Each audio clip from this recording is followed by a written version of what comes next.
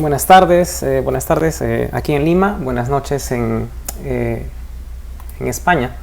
Es un honor dirigirme hacia ustedes. Mi nombre es Omar Esquivel.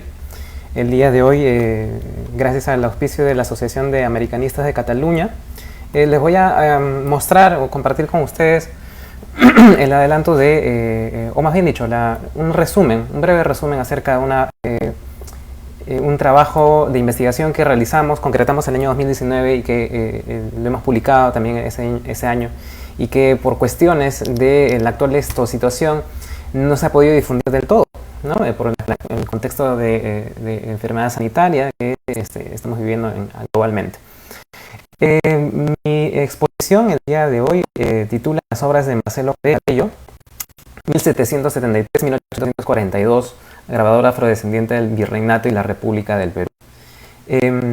Se debe entender que esta exposición está enmarcada dentro de nuestro, digamos, celebración del bicentenario de nuestra independencia.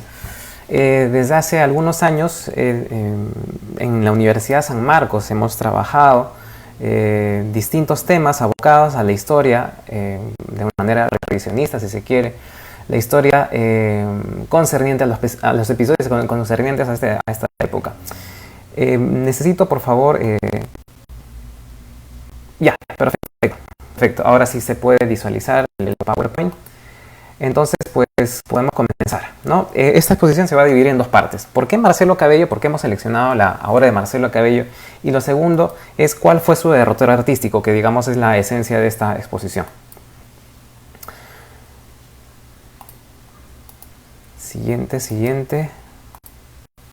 Siguiente, por favor.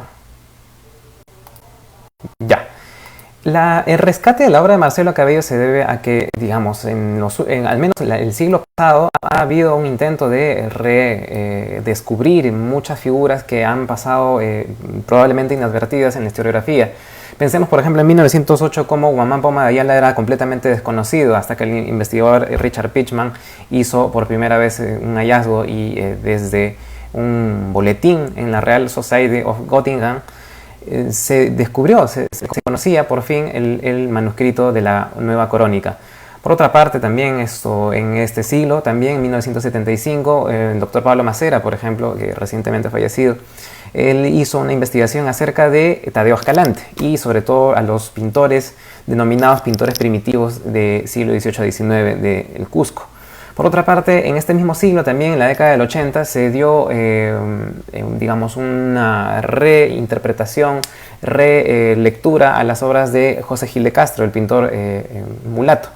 Y muy recientemente, en el 2015, se realizó una gran exposición que involucró países como Argentina, Chile y el Perú, y los distintos museos que también estuvieron involucrados en una exposición, en el Museo de Arte de Lima, en el Museo Nacional de Argentina y de Chile también.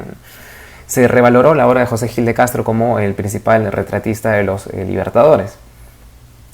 En esa misma sintonía y con los antecedentes, unos antecedentes importantes, como por ejemplo la historia del grabado peruano, algo que pocas veces se ha escrito, en el 2000 se publicaron dos libros que son capitales, ¿no? Uno que vemos a la izquierda, que es la historia del grabado virreinal, y a la derecha la historia del grabado republicano. En ese sentido, había unos nombres que no eran muy conocidos y que poco a poco fueron integrándose como parte de un pendiente investigativo cuando todavía era un estudiante en la Universidad de San Marcos. En el 2015, cuando concreté una tesis de licenciatura y también se publicó esta tesis, abordó a un autor, un pintor del periodo de independencia llamado Pablo Rojas, ¿no? El rescate de las obras de Pablo Rojas. En medio de esta, digamos, inciertos de cuáles son las biografías documentadas de los pintores de la época de Pablo Rojas, de José Gil de Castro y en esencia de los pintores y los artistas del periodo de independencia, fue necesario documentar la existencia de estos pintores o de artistas en el medio. Saber, por ejemplo, su procedencia étnica, saber, por ejemplo, su dinámica o movilidad social. Y es por eso que se identificaron esta serie de nombres que vemos en pantalla, ¿no? Y eso posibilitó que encontremos el nombre de Marcelo Cabello. Por cierto, Marcelo Cabello ya tenía una fama digamos, fama historiográfica en Lima, porque el doctor Ricardo Stavridis en algún momento hizo 2 publicaciones importantes, ¿no? Su libro de la historia del virreinato, del grabado virreinal peruano, y por otra parte un artículo en la revista Histórica, ¿no? En el año 2000. Esos fueron antecedentes muy importantes para saber quién era Marcelo Cabello. Pero lo que se había recopilado hasta ese momento eran obras, básicamente obras, pero no había una documentación aún. Y la idea era, para ese trabajo que concretamos entre el 2018 y 2019, mostrar cuáles eran las obras y también la trayectoria biográfica del artista. Entonces, no solamente documentar la biografía, sino también documentar las obras, en caso sea posible. No siempre tenemos la fortuna de encontrar documentos que prueben o que sean los encargos oficiales de las obras. Por otra parte, en esta tesis fue posible encontrar, por ejemplo, el acta matrimonial de 2 padres, donde ahí pudimos identificar que Marcelo Cabello era afrodescendiente, de padre mulato y de madre indígena. Por otra parte, también el acta matrimonial del grabador, donde encontramos que su dinámica social es el de tratar de ascender en esta estructura estamentaria del virreinato peruano, donde Marcelo Cabello, si bien era un afrodescendiente, se denominó a sí mismo en su acta matrimonial como un español, ¿no? El término más común que se empleaba para los criollos de Lima. Por otra parte, también está el acta bautismal de su hija Manuela Josefa. Encontramos también el acta bautismal de su hijo Isidoro Antonio, también de José Antonio, 3 hijos, y su cuarto y último hijo Felipe Antonio. Por otra parte, encontramos el acta de defunción. Aquí hay una corrección, debe decir acta de defunción del grabador, y en realidad tuvo una prolongada vida, es decir, es una vejez prolongada. Si bien la actividad que se conoce hasta este momento de Marcelo Cabello es hasta 1828, del 28 al 42 hay todavía un vacío, ¿no? Pero gracias a esta acta de defunción sabemos que efectivamente murió de pobre mendicidad, ¿no? Es decir, o de pobre solemnidad, perdón.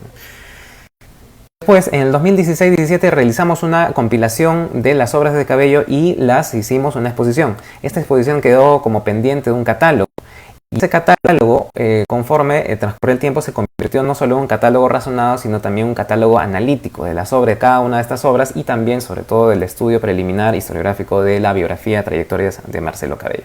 Entonces, reunimos a un equipo de 20 personas, como las vemos aquí en pantalla.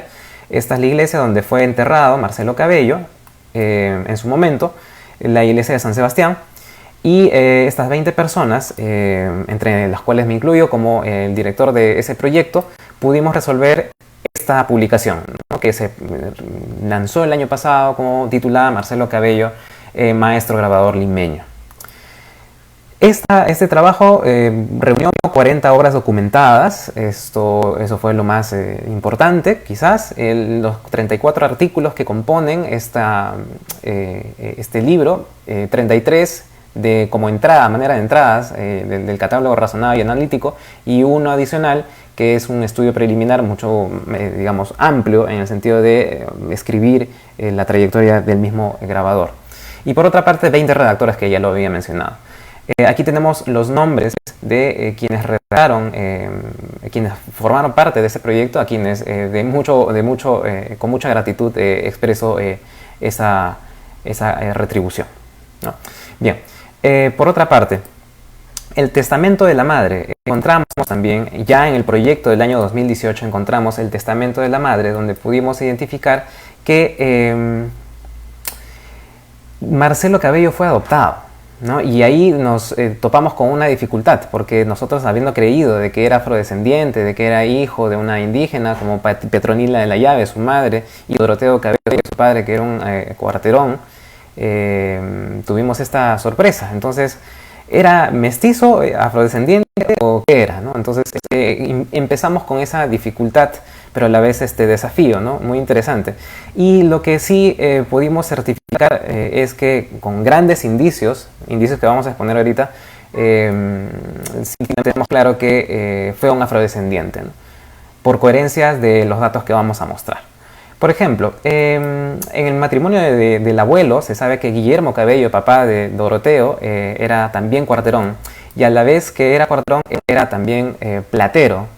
Guillermo Cabello es el abuelo de Marcelo Cabello. Doroteo Cabello es el padre de Marcelo Cabello, también platero. Ambos cuarterones, ambos plateros, y se supone que debería haber una continuidad de taller y continuidad, si se quiere, genealógica con Marcelo Cabello.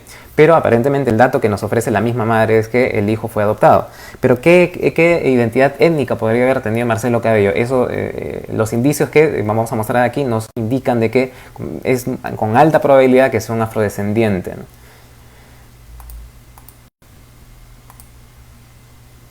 Por ejemplo, tenemos que Doroteo Cabello era un platero bastante conocido y por ejemplo, es un encargo para una novena en 1793 para la novena de la Archicofradía de la Virgen del Rosario de Lima. Él es un activo platero, además en el testamento de la madre se menciona el siguiente dato. Francisco Cabello, que es hijo de una mulata que fue mi esclava nombrada Tomasa Flores, Francisco Cabello, si bien es una herencia que le deja la madre al hijo, en un inventario, más bien dicho, en un censo de 1813, se identifica que tanto Petronila de la Llave, su madre, Doroteo Cabello y Marcelo Cabello vivían juntos, sí, en un taller, pero también vivía con Francisco Cabello. Y además se sabe que Francisco Cabello fue el ayudante de Marcelo Cabello. ¿Por qué es importante esto? Porque todos son afrodescendientes y es con tanta probabilidad que Marcelo Cabello también haya tenido esta identidad, esta comunidad, ¿no? Además, sabemos el lugar de asentamiento de Marcelo Cabello gracias a que en este inventario se señala que estuvo en un tiro de calles muy cercano de la iglesia de San Francisco de Lima. Además de eso, el tercer indicio es que se deja como herencia a una esclava llamada Luisa, ¿no? Y Luisa se supone que es una esclava que fue comadre de Marcelo Cabello. Es decir, se deja en herencia al hijo, Petronila de la Llave le deja como herencia al hijo Marcelo Cabello, a Luisa, y Luisa se había encargado de la formación o del cuidado o ser nodriza probablemente de Marcelo Cabello. Entonces hay mucha digamos, cercanía o entendimiento en un círculo étnico afrodescendiente, ¿no? Por esa razón creemos que si bien tuvo una identidad mestiza, ¿hacia qué dirección estamentaria se dirigió la genealogía de Marcelo Cabello? Muy probablemente que haya sido afrodescendiente y no necesariamente indígena. Ahora, Marcelo Cabello también actuó como platero. Esto es bastante probable que haya sido aprendido del padre, ¿no? como oficio y como continuidad. Pero Marcelo Cabello se inclinó por el oficio del grabado. Hay distintos grabadores conocidos, como Thomasin, como el mismo Durero, que se dedicaron a hacer esto en un tiempo o por un momento plateros, y finalmente decidieron por una formación especializada involucrada, de hecho, en el tratamiento del metal, que es el del grabado al buril. Entonces, en 1793, por ejemplo, se le encarga una obra nueva de plata al papá Doroteo. Y en el 1807, esta obra de platería de la Virgen de Rosario es llevada de grabado por Marcelo Cabello en 1807. Y es la que se ve en pantalla, ¿no? En otras palabras, lo que quiero decir es que tanto Doroteo, siendo platero, y su hijo grabador, Marcelo Cabello, tuvieron un taller complementario, ¿no?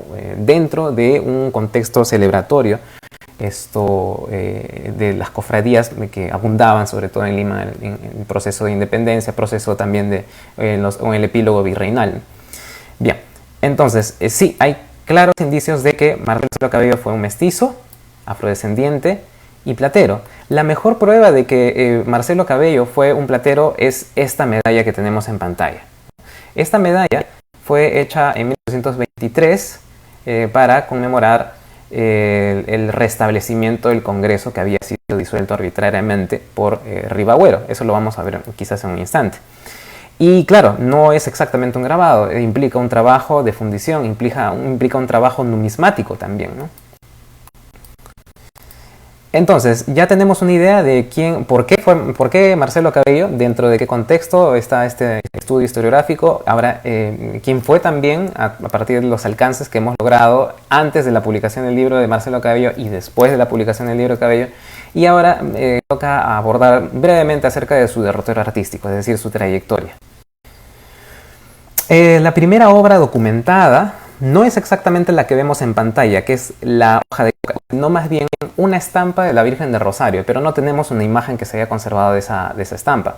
Lo que sí se conoce, digamos, físicamente, lo que sí se ha conservado físicamente en la primera obra es la hoja de coca.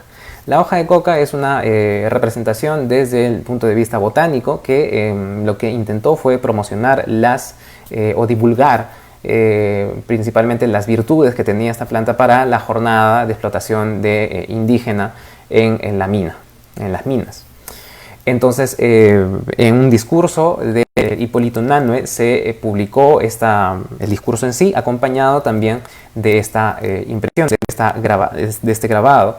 Y se debe entender que donde se expuso, donde se divulgó fue a través del Mercurio Peruano. El Mercurio Peruano era un periódico, un diario, no un diario, era un periódico, a veces semanal, a veces bisemanal, donde expusieron muchas ideas, especialmente criollos, muy ligadas a las últimas investigaciones de corte científico que se habían desarrollado en Lima, ¿no?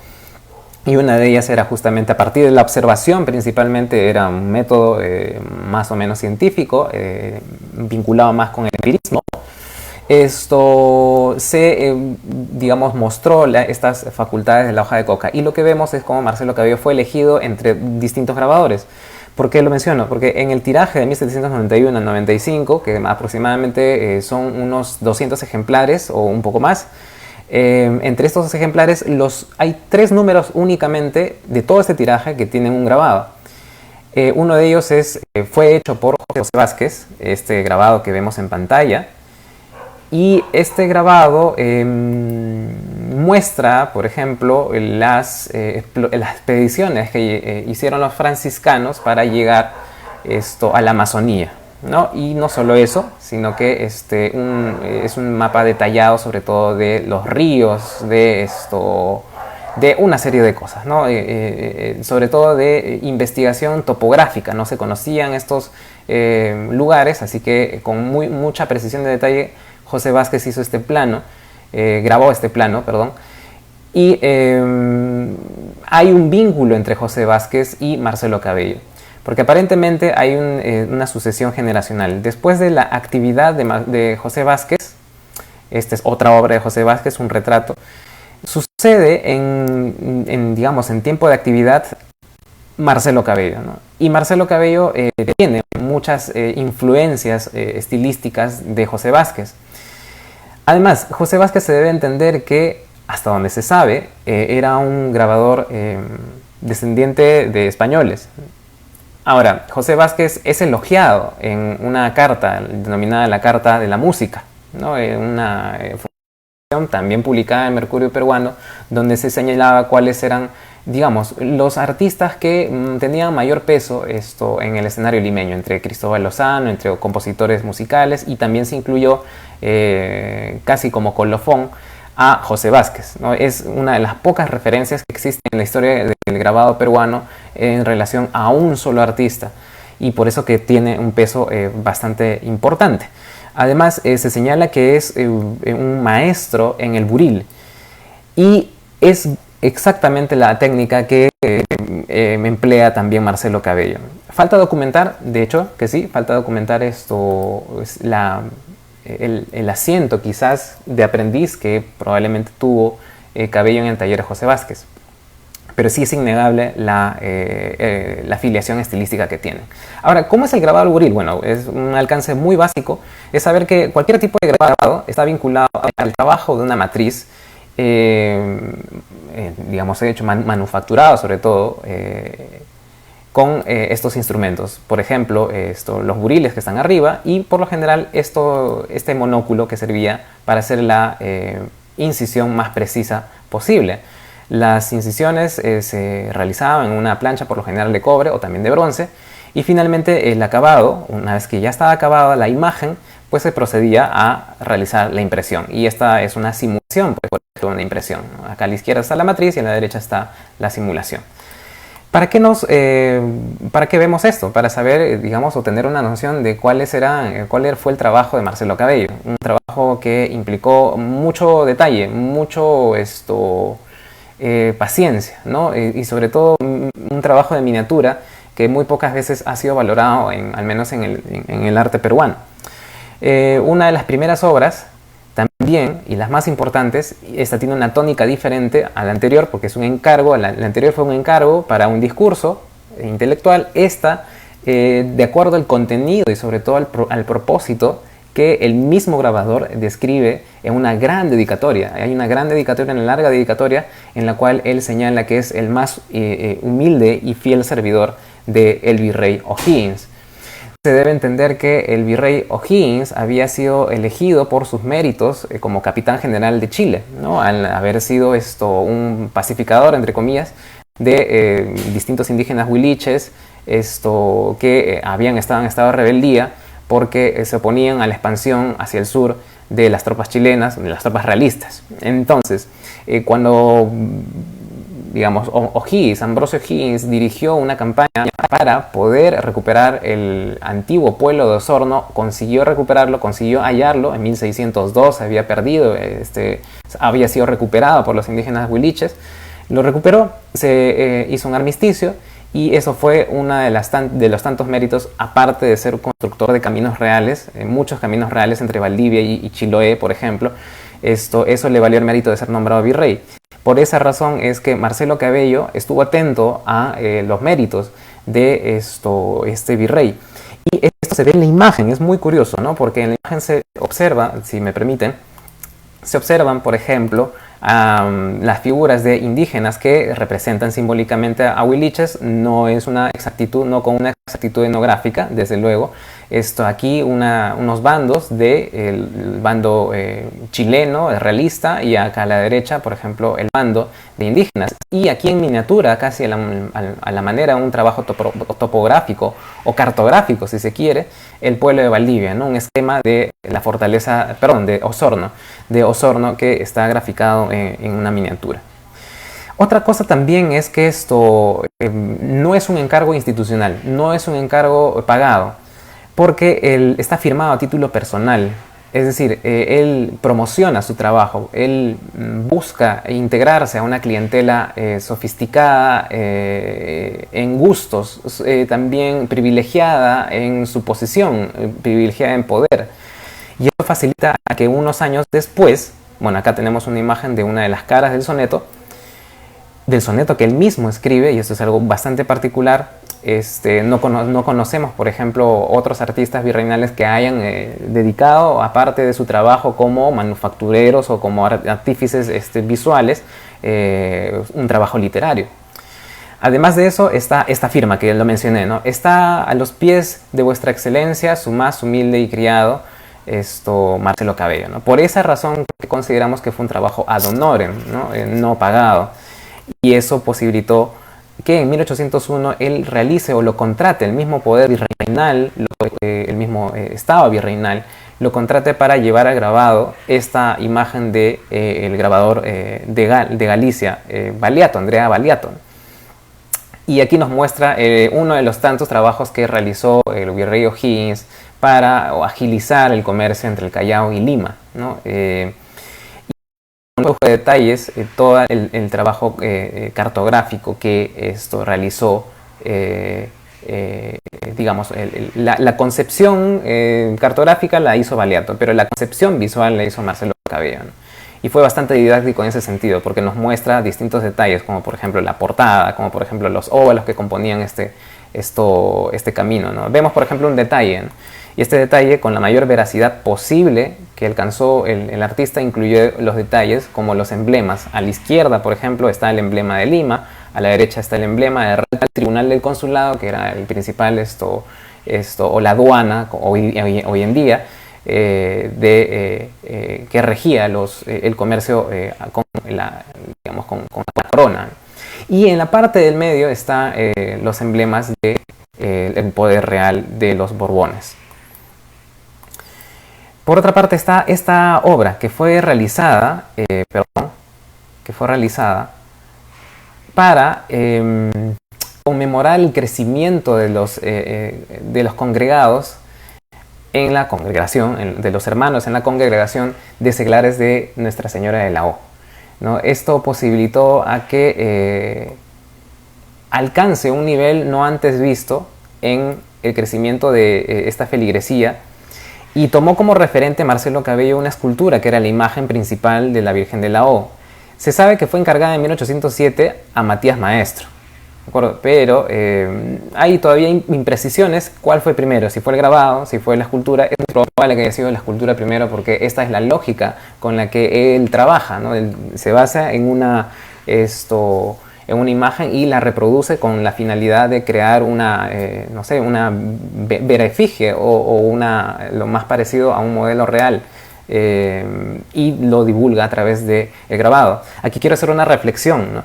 La reflexión es que por lo general en la historia del arte o la historia de la pintura virreinal peruana hay una dinámica en la cual los grabados europeos llegaron hacia el Perú con fin didáctico, se adaptaron al gusto de la clientela peruana, y esta terminó en una representación pictórica muchas veces ampliada, interpretada desde el punto de vista estilístico americano, peruano, ¿no? Y aquí sucede algo que es opuesto. Más bien, los modelos creados aquí en el Perú, sean por criollos o descendientes españoles, americanos en ese sentido, terminaron divulgados por el grabado. Y el grabado que circulaba gracias a la producción que realizó Marcelo Cabello. Entonces, aquí vemos esa amplitud de libertad de representación que no se veía en los primeros años del virreinato, y sobre todo en todo el siglo XVII, que es el grueso donde más abundan las representaciones de la pintura cusqueña. Entonces es interesante porque hay unos aires de autonomía artística. Por otra parte está este diagrama acompaña a este grabado, y es una programación de las misas que se van a oficiar y que son atractivas para los futuros feligreses, para que se observe qué tan ampuloso ha alcanzado la congregación, el número de fieles de esta congregación. Y lo hace del modo más visual, bello posible, ¿no? Incorpora partes del lenguaje decorativo del ornato, como los laureles, como la palma, ¿no? Y que son elementos que ya conformaban parte de un glosario visual que formó parte de los primeros símbolos patrios, los primeros emblemas nacionales, ¿no? Es parte de ese lenguaje, ¿no? Y aquí ya se ve ya configurado todavía dentro de un contexto virreinal. Por otra parte está esta imagen, ¿no? Que corresponde al prototipo de panteón antes de la creación del cementerio presbítero maestro, el cementerio general primero llamado, y mucho después, en honor a su autor, al autor de los planos, el artista vasco presbítero maestro, ¿no?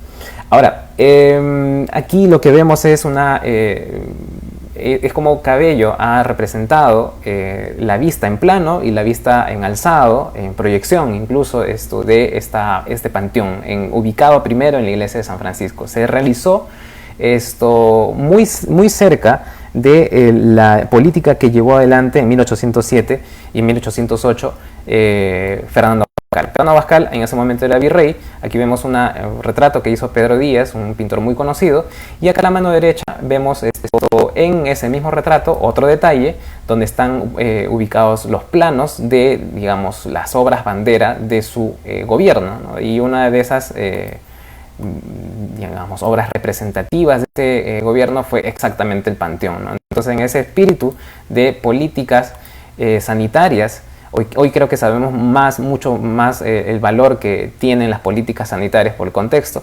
Esto fue llevado a cabo, estas construcciones de cementerios, no solo en Lima, sino en otros lugares, con la finalidad de erradicar las pestes, ¿no? O la mayor parte de enfermedades que se creían que eran transmitidas por el olor, ¿no? Entonces se creó el cementerio, y el prototipo del cementerio general fue el cementerio del Panteón de San Francisco, y el grabado fue hecho por Marcelo Cabello. Se confió en este grabador. Por otra parte, él también estuvo en el ámbito de las cofradías, de otras cofradías, no solamente de Nuestra Señora de la O, sino también en este caso, de la Purísima Concepción. La Purísima Concepción, que también pertenece hasta el día de hoy a la Orden Franciscana. La Orden Franciscana es la que lleva hacia adelante este culto, y aquí vemos un detalle, un sello que corresponde a una carta de dotes, ¿no? Y esta carta de dotes, como bien se sabe, forma parte de esta sugestión, o de entrega oficial que se hacían las mujeres, sea dentro del matrimonio o sea dentro de su ingreso a la vida monacal, y donde se rendía cuentas del patrimonio que tenía y que entregaba como dote, ¿no? Y en esta parte de documento notarial, Marcelo Cabello hizo esta imagen, ¿no? ¿Y en qué está basada esta imagen? Muy probablemente en esta escultura, ¿no? Esta escultura es también una imagen de la Purísima. Esta es una imagen de la Purísima que todavía existe en la iglesia de San Francisco, que fue la imagen principal de este culto, y es muy probable que haya sido hecha basada en esta imagen. Ahora, ¿quién hizo esta escultura? En el siglo XVIII, Francisco de Ocampo. Esta dinámica entre una imagen que se lleva grabado, reproducido grabado, continúa a lo largo de la trayectoria de Cabello, y vemos como un modus operandi, ¿no? Y este modus operandi hace que a la larga su trayectoria dibuje una intención de independizar la producción limeña, ya no depender de referentes exactamente europeos, sino de la producción que se realizó aquí. Evidentemente la producción de las imágenes como fuente, como esta escultura, como la otra de la Virgen de la O, tienen una influencia sevillana clarísima, pero digamos son hechas aquí, en Lima, ¿no? Entonces estas imágenes son divulgadas por Cabello dentro de un contexto claro, funcional, institucional de su momento. Por otra parte está cómo incursiona el retrato, ¿no? Cabello hace este retrato, que es del arzobispo González de la Reguera. Domingo González de la Reguera fue uno de los arzobispos que tuvo bastante fama, sobre todo por ser alguien muy riguroso en el culto, y de hacer respetar el culto a nivel no solo eclesiástico, sino también moral, civil, ¿no? Al ser muy drástico, pues, y también austero, ¿no? Caló mucho en la memoria de, sobre todo, el sector criollo. Aquí vemos como en la imagen izquierda, este cuadrado amarillo representa el detalle de 1 centímetro, ¿no? Y este centímetro nos da una noción de cuál fue el trabajo en miniatura que hizo Cabello sobre la matriz, y esto nos da una noción de incluso textura o incluso de sombra, ¿no? El valorado que él logra alcanzar con estos puntos. Y es interesante porque el grabado está basado en este retrato que está a la derecha, ¿no? Hecho por también Matías Maestro. Matías Maestro por lo general no entrega muchos detalles en las pinturas, ¿no? En sus pinturas. Este no es el único ejemplo, hay otros más. Y nos da un adicional, un valor agregado, porque Marcelo Cabello integra más detalles al rostro y sobre todo a la expresión del fallecido. Este grabado, por cierto, se hizo en las exequias de González de la Reguera. Y así como su retrato, también fue encargado de hacer su catafalco, ¿no? El catafalco, esta arquitectura efímera donde hay trata de ser lo más fiel posible a cómo fue construido o cómo fue montado en el atrio de la Catedral de Lima. Así tenemos muchos más ejemplos. En el caso de la Virgen del Rosario, tenemos cómo la primera escuela de medicina, otra de las políticas dentro de no solo sanitarias de Abascal, sino también a nivel de medicina y a nivel de alcances modernos o de modernidad, fue crear la Escuela de San Fernando o Colegio de San Fernando, luego escuela, cuando la Universidad de San Marcos la asimiló ya dentro de otros parámetros, ¿no? Primero fue el Colegio de San Fernando, luego fue la Escuela de San Fernando, y hoy día es todavía se denomina con el nombre virreinal de Facultad de San Fernando, ¿no? Y aquí vemos, por ejemplo, el emblema que representa uno ilustración y el otro salud, ¿no? Salud en el caduceo, que es interesante porque no se ha representado erróneamente el caduceo como el báculo y las dos serpientes enroscadas, sino más bien una sola varilla y la serpiente. Y por otro lado, ilustración con esta antorcha, ¿no? Que hace una alegoría a la luz, a la iluminación, de la razón, claro. Y así tenemos muchas más imágenes, como por ejemplo la Virgen de Chiquinquirá, como por ejemplo esto... a ver, está un poco lenta. Lo que mostramos hace un momento, por ejemplo, el Cristo Nazareno, de cuya simulación pudimos tener esta imagen, y no solo eso, sino también la base que tomó Marcelo Cabello, esta escultura. Y esta escultura es interesante porque fue hecha en el siglo XVII y algo incluso más interesante es que ha guardado todos los detalles posibles de la escultura y la ha escenificado. Y al momento de escenificarla ha incluido su propia versión de contextualizarla dentro del Calvario, ¿no? O el camino al Calvario. Se ve, por ejemplo, el fondo, Jerusalén, la alusión a Jerusalén, las afueras a Jerusalén, como una ciudad amurallada, ¿no? Y muy similar a la concepción que se tenía de la Plaza Forte, de lo que era Lima, ¿no? Una Plaza Forte. Si vemos alegorías de Lima, son muy parecidas a las que vemos ahí al fondo. Entonces hay un aire de localidad. Bien, y así tenemos muchas más, y creo que sería pertinente, ya por el tiempo, llegar al periodo de independencia. Hay mucho más por hablar. Por ejemplo, que Marcelo Cabello fue un incursor de la tipografía, una tipografía que no se había realizado en América, ¿no? Y quien lo trató, quien era un comerciante de libros llamado Tadeo Escalante, era bastante consciente de ello, ¿no? Cito, por ejemplo, antes de pasar al periodo de independencia, para hacer algo breve. Don Tadeo Escalante, del comercio de esta ciudad, señala, ¿no? La capital del Perú se hallaba en la incapacidad de aprovecharse de este oficio, es decir, del oficio de la libre imprenta, así por la escasa y antigua mala letra que tenían sus pocas imprentas, como por la dificultad y cuantioso gasto que se necesita impender, es decir, invertir para su reposición, trayéndola de Europa, ¿no? Esta consideración me determinó de entrar en la empresa de que se abriesen matrices en Lima por el escultor don Marcelo Cabello, y a costa de muchas pérdidas y miles de pesos que he invertido en la obra se ha logrado al fin en la América lo que en cerca de 300 años no se había conseguido, ¿no? Entonces, al momento de analizar cuál era esta tipografía de Marcelo Cabello, llegamos a este diagrama, ¿no? Donde hemos reunido los tipos sobre la base de los impresos que realizó los tipos de Marcelo Cabello. Bien, entonces, retrata a uno de los últimos virreyes, Joaquín de Pezuela. También hace la imagen de Santa Rosa, por ejemplo, basada en una pintura también vinculada a uno de los pintores de la escena limeña como Pedro Díaz, y también la imagen de San José. La imagen de San José, como vemos aquí, está basada en una escultura que sí fue hecha en España de los Salvador Carmona, el taller de los Salvador Carmona.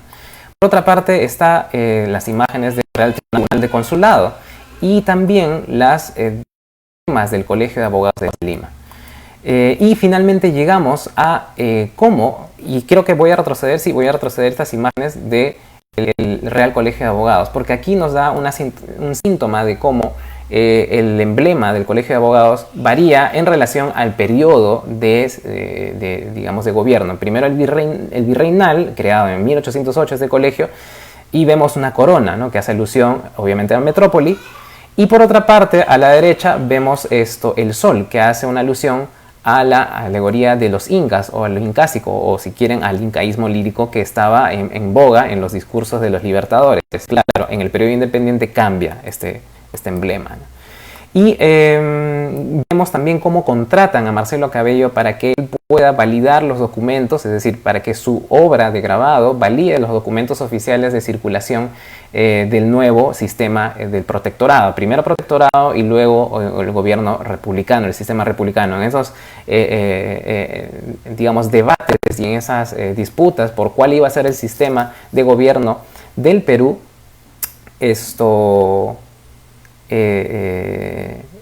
digamos que se crearon emblemas, ¿no? Primero el del protectorado, luego llegó con el protectorado los emblemas de sus ministerios, de sus despachos y en este caso de la Cámara de Comercio, que toma elementos que anteriormente había trabajado en emblemas como la navegación, la industria, el comercio, ¿no? Y también está el emblema del sol, si se puede apreciar en la parte del fondo. Ya tenemos más alusiones que si bien son locales, como por ejemplo la anterior, aquí reparo un detalle, esta especie de montaña y a la vez una base, en la base hay una entrada a una ciudad. Es una alusión probablemente a Lima, ¿no? Acciones locales, ¿no? Y aquí hay una alusión clarísima de localidad en el río Rímac, ¿no? El río Rímac es el río que sabemos que discurre por toda nuestra capital, Lima. Y también esto ha sido representado alegóricamente como un cántaro del cual brota un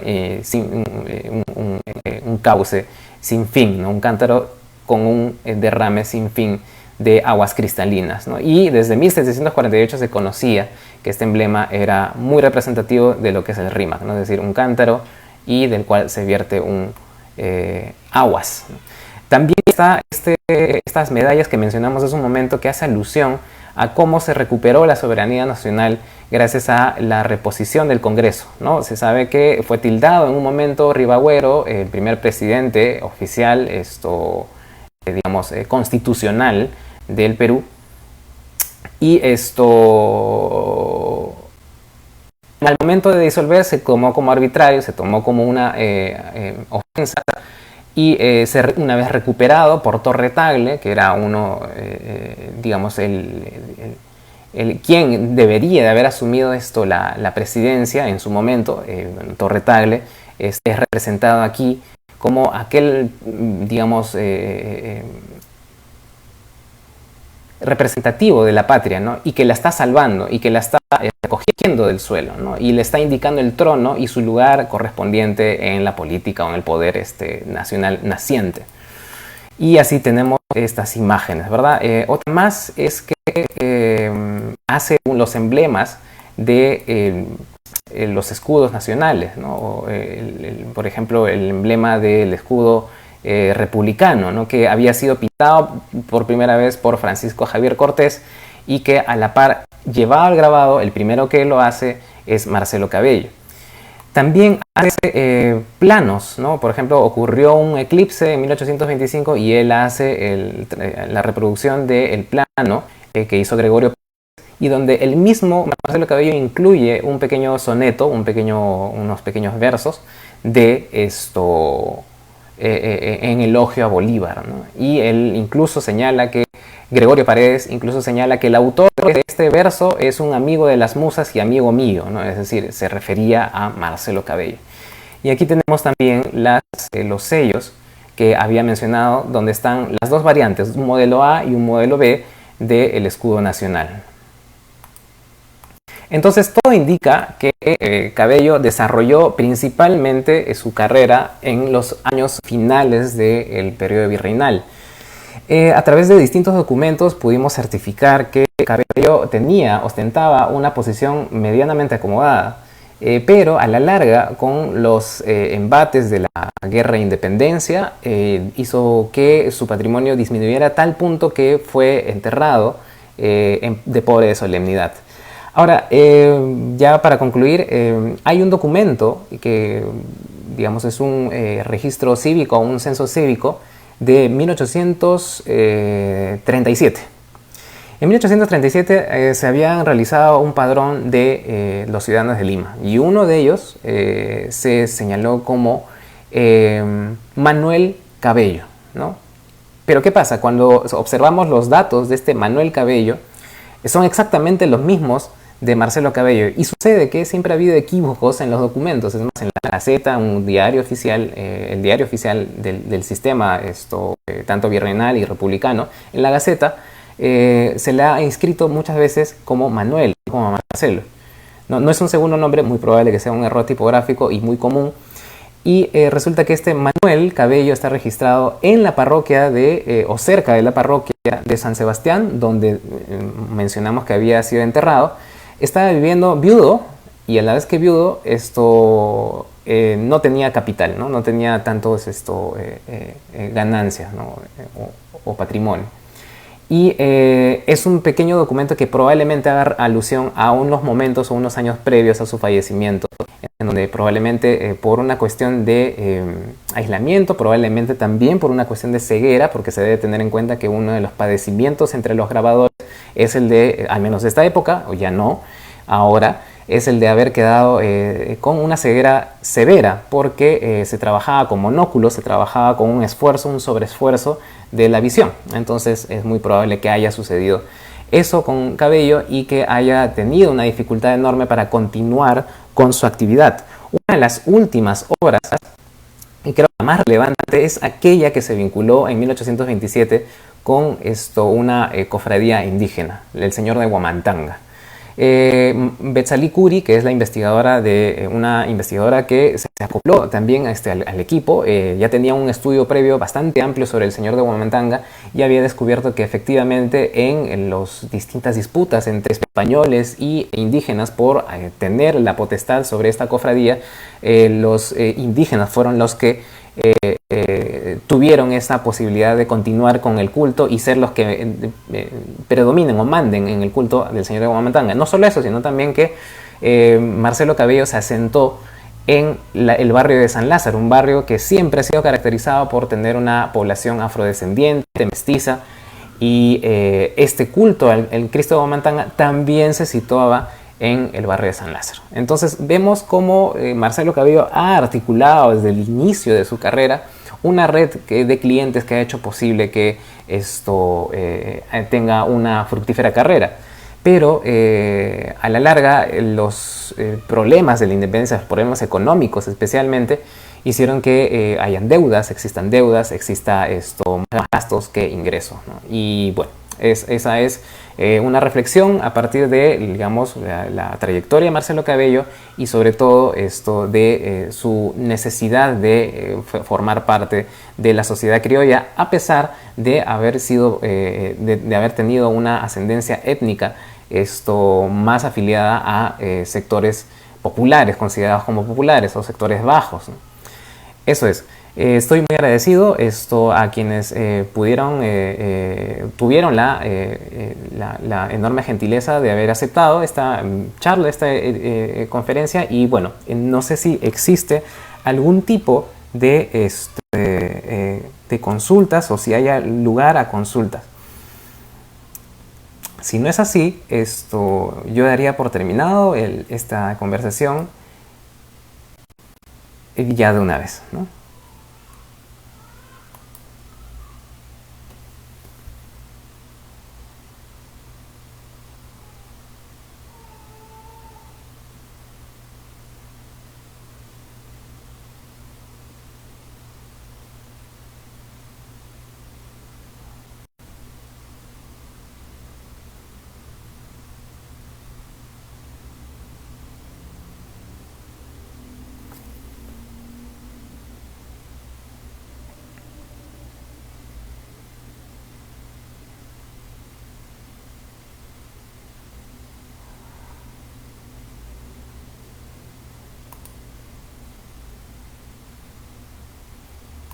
Bien, entonces, muchas gracias a todos, a quienes hayan sintonizado en este instante en vivo y quienes vean después este video. Hasta pronto.